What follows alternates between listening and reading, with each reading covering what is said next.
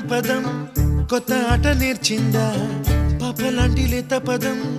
పాఠశాలగా కూనలమ్మ జానపదం పల్లె దాటి వచ్చిందా చవళిల జానతనం పాట చూపగా